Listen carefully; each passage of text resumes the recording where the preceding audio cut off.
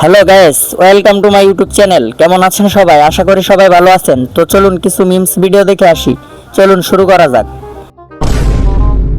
রাস্তা দিয়ে এলুক যাওয়ার সময় সাইকেলের সঙ্গে ধাক্কা খেয়ে পড়ে যায়। সাইকেলওয়ালার অভিনয়টা দেখছেন? অভিনয়ের জন্য পুরুষও কিন্তু সেরা রে। তো নেক্সট ভিডিও দেখো।